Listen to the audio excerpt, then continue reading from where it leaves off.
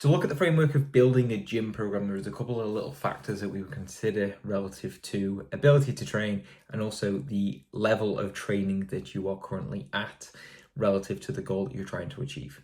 So we can break each one of these down as a simple one for the first one, where how many sessions a week is the minimum amount that you can do and the maximum amount you can do within a week.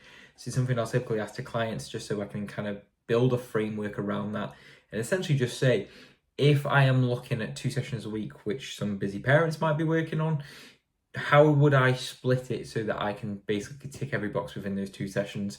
So the relative amount of work that I would be doing, the volume per session, per each body part or per each skill, let's say in this point, would be fairly small. And then we just look at any supplementary stuff that we can do as small dosage over the space of the week, such as like steps or just like cardio or something along those lines. Whereas if I'm on a 5, I can obviously add more volume over the space of the week relative to the second factor, which we'll be looking in terms of recoverability rate relative to training experience.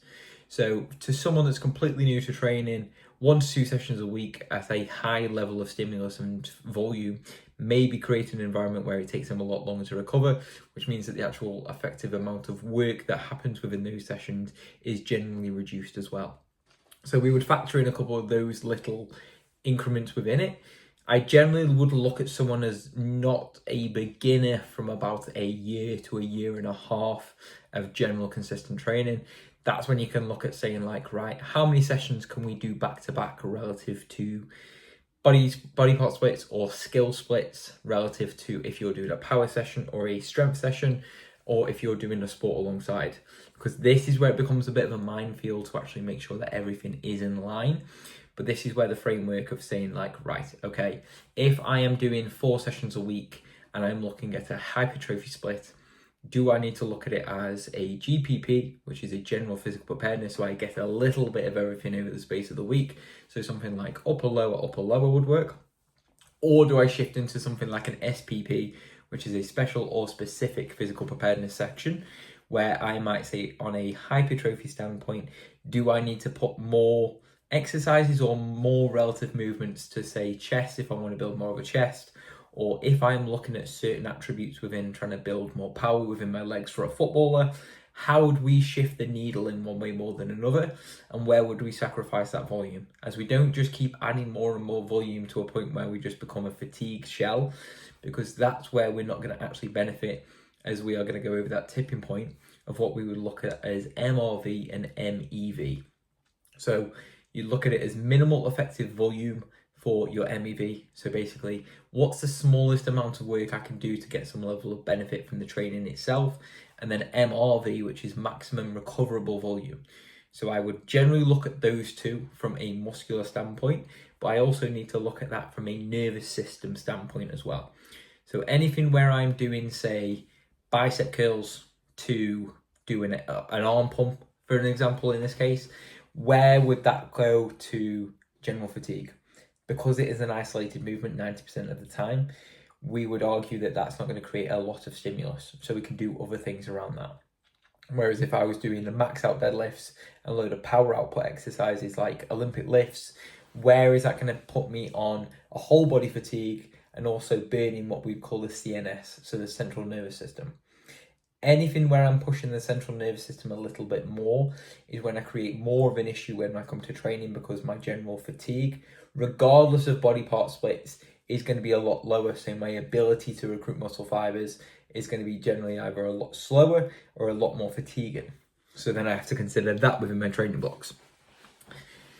So then we have to consider, what do we actually fit within the program relative to obviously where we are in that beginner phase, but then also how do I adapt any programming relative to what is happening?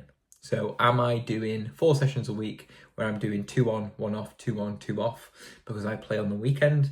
What level of stimulus is coming over those 2 days? So if I am looking at an upper lower split, as we mentioned earlier in the video, where does that put me relative to compound lifts, which is my multiple joint movements such as squats, bench, deadlift, and isolated movements? Do I then just narrow down to certain ones on certain days, or do we factor in the fact of we look at it as the amount of stimulus and fatigue that comes from those sessions and those sets? If I am 1 day prior to a big football match or 1 day prior to a big lift, I am not going to put my heart and soul in. And you'll generally see that everything that's going to be an upper session is not going to be generally as fatiguing as a lower body session because of the amount of relative load that's being moved over the two. And you're generally going to get a lot more fatigue build up from a lower body session. So you'll see that there's a lot of like variables that we would look at within the program, and this is just a general standpoint. We're going to go into more specifics later down the line relative to reps and sets and warm-ups. So right now we just need to sit and figure out like, right, where am I on a scale of experience from like complete beginner to 10 years plus? Anywhere from 10 years plus, I generally just look at it as an actual age point, and where can I go from that as a stimulus point. But for me as a 30-year-old, where would I say I am relative to everyday output, and where would I be relative to making any adaptations within training relative to where I am weight wise? So me going into Olympic lifts after spending a long period of time in the strength phase should leave me in a relatively good point to do power. But if I'm doing a lot of running, which I am at the minute, where does that label me within the factor of, if I'm doing so much more running, is that going to affect my ability to produce output when I do my strength work? So it is very much an adaptable system when you look into training as a whole, but then it's also just going to be looking into how you can adapt things over the space of a week relative to what you need. So that SPP for runners may become a little bit more different to those that are looking at a team sport, as the sport itself may take more of the priority. But this is going to be quite a long topic, so we'll probably break this up into a couple of topics. So please like and subscribe, and prepare for the next couple when we break down individual sessions and individual weeks, because we'd essentially look at everything as a macro cycle, a mesocycle, and a microcycle. So we'll go over each one of those in topics in later videos.